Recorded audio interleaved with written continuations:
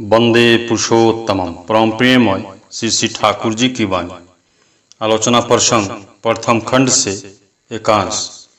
बहुत दिनों के बाद सुशीलदा आश्रम लौट आए हैं। भादों की भरी नदी उस समय कुल प्लावनी होकर आश्रम के बगल से उछल आवेग में बहती जा रही है। आश्रम के सामने वाली दिशाओं की एक अपूर्व शोभा थी। श्री श्री ठाकुर सवेरे बांध के किनारे खर वाले खपड़ेल घर में बैठे हुए हैं। सुशीलदा वहां उपस्थित हुए। वह इन दिनों मृगु की कुंडलियां संग्रह करने में व्यस्त हैं। उस विषय में नाना तरह के गल्प कर रहे हैं। सुशीलदा जयपुर, कश्मीर इत्यादि राज्यों में अनेक सुंदर सुंदर प्राचीन ग्रंथ आदि हैं जिनकी अब तक छपाई नहीं हो सकी है।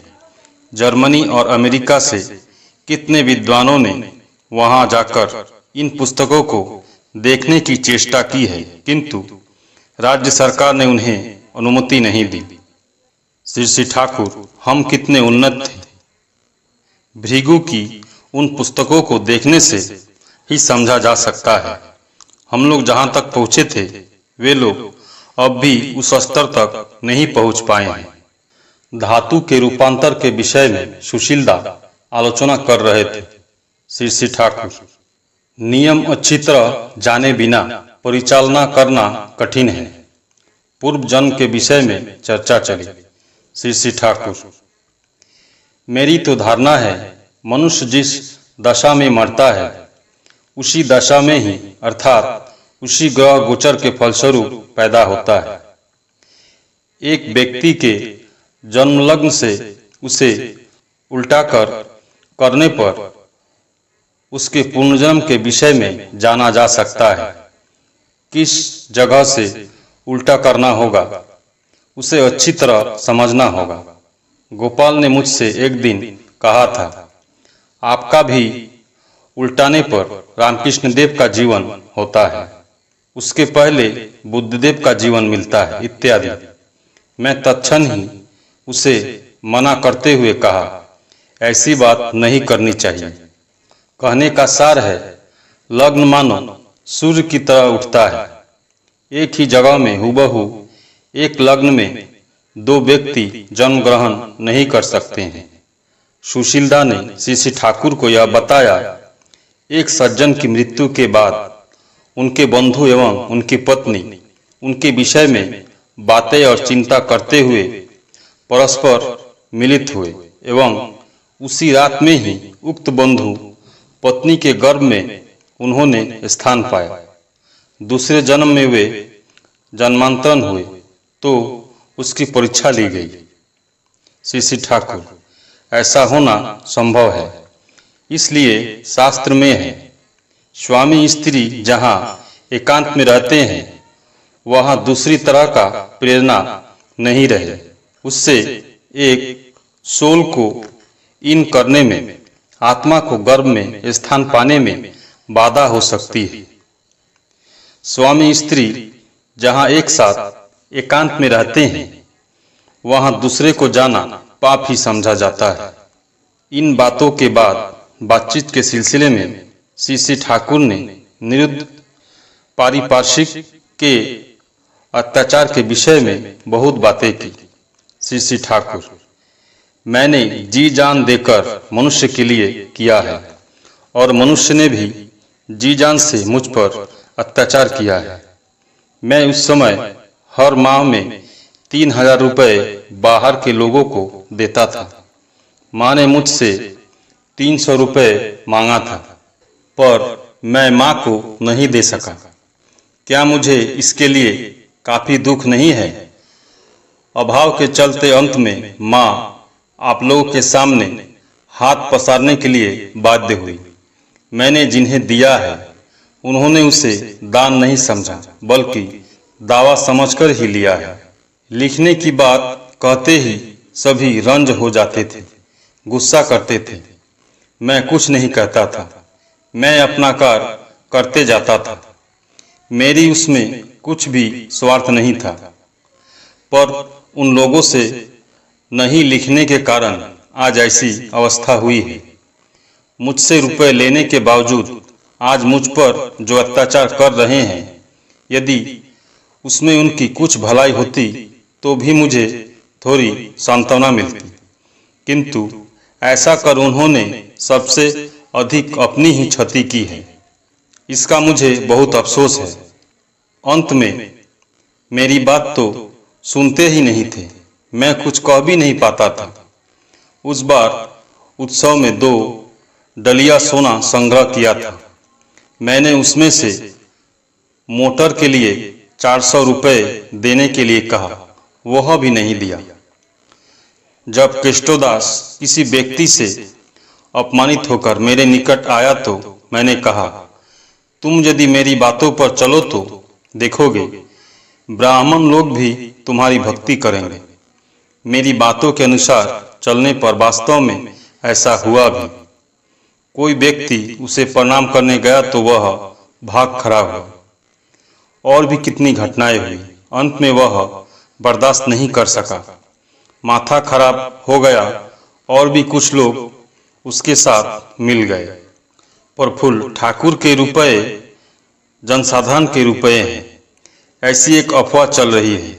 इस बात को सुनते ही मैंने एक व्यक्ति को डपटते हुए कहा, मेरे ठाकुर के रुपए यदि जनसाधारण के रुपए हैं तो क्या वकील, मुख्तार, डॉक्टर, प्रोफेसर के रुपए जनसाधारण के रुपए नहीं हो सकते हैं? ये सभी सेवा के विनिमय रुपए लेते हैं और हमारे ठाकुर सर्वतोभाव से प्रेमवश प्रत्याशा रहित होकर जी जान से मनुष्य की सेवा करते जा रहे हैं। उनकी वह प्रेममय त्रुटि रहित सेवा की कीमत नहीं दी जा सकती। फिर भी मनुष्य प्रेम के वशीभूत होकर हृदयपूर्ण सामान्य अर्घ देकर धन्य होना चाहता है, आत्म प्रसाद लाभ करना चाहता है।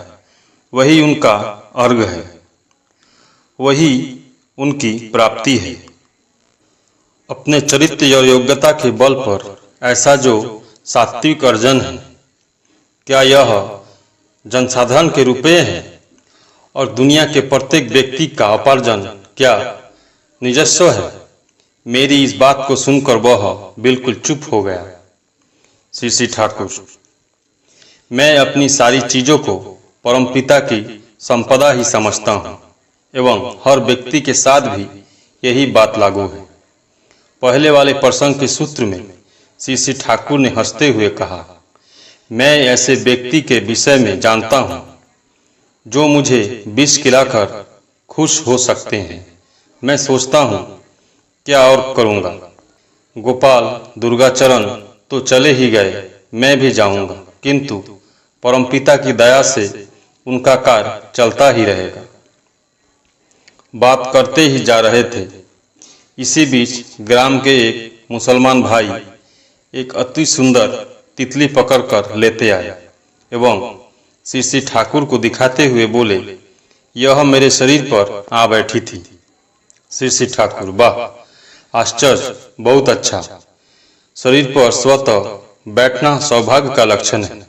तुम्हारा मंगल होगा, लेते जाओ, रख दो, किंतु मारना नहीं।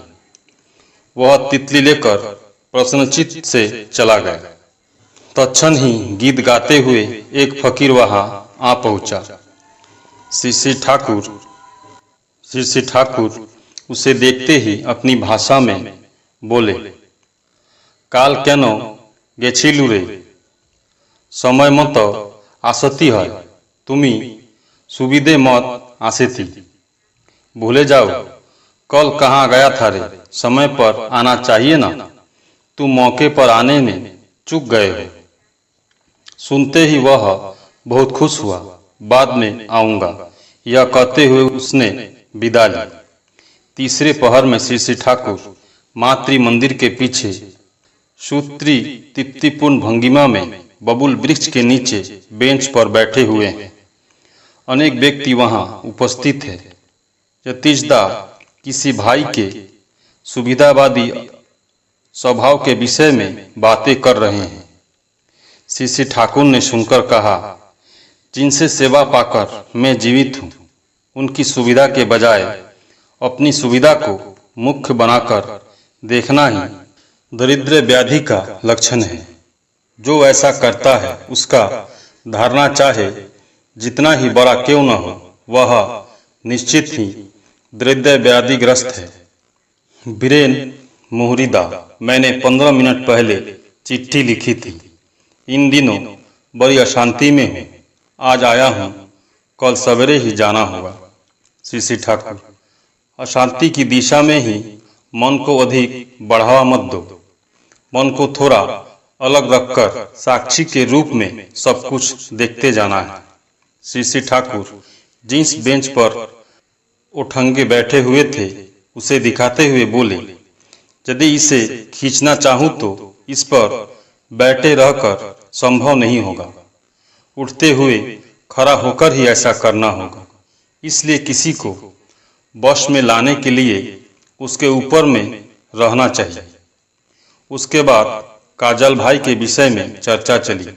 किसी ने कहा कि वह किसी भी व्यक्ति को मधुर मुस्कान से आसानी से अपना बना सकता है। श्री ठाकुर, अपना बना लेने की क्षमता ब्राह्मण की ही क्षमता है। रात में श्री ठाकुर चौकी पर बाहर सोए हुए हैं। कुछ भ्रातागण एवं माताएं उपस्थित हैं। दूर रोशनी में एक कुत्ता पकड़ता था। जब कीड़े मकोड़े उसके शरीर पर गिरते थे तब वह अचंभित हो कूदने लगता था। किसी ने इस ओर ध्यान नहीं दिया, किंतु श्री ठाकुर की नजर उस पर पड़ी। वे दूर से ही उसे देखते हैं और मुस्कुराते हैं। हठात बोले, देखो कैसी बात है, कुत्ता कीड़े मकोड़े को पकड़ रहा है, और जब कीड़े मकोड़े उसके शरीर पर गिरते हैं तो कुत्ता कैसे छटपटाने लगता है। उसके बाद श्री ठाकुर रहस्य भरी भंगिमा में प्रसन्नचित्त हो कहने लगे, एक बार बिल्लियों को एक दल ने प्यारे के विरुद्ध षड्यंत्र की थी। वे प्रतिदिन उसके बिछावन पर जाकर पेशाब कर देते थे। प्यारे उन्हें जितना ही धमकाता था, वे भी उस समय अपना दल मजबूत करके आते थे। उसके जीवन को बिल्लियों ने बिल्कुल दुखमय बना दिया था।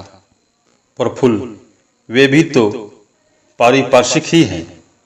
इन पारिपार्श्विक के परिपोषण के लिए ही तो भूत बलि इत्यादि की व्यवस्था थी। श्री ठाकुर, हाँ। प्रफुल्ल, अच्छा, क्या वे हमारी भाषा समझ सकते हैं? श्री ठाकुर, शायद वे नहीं भी समझ सकते हैं, पर उनकी भाषा मनुष्य समझ सकता है। तक्षशिला में यह एक पाठ्य विषय था। उसके बाद श्री ठाकुर के निकट समाचार पत्र पढ़ा गया एवं युद्ध के विषय में वार्तालाप हुआ। परम प्रेममय श्री ठाकुर। सभी गुरु भाई एवं माँ को जय गुरु।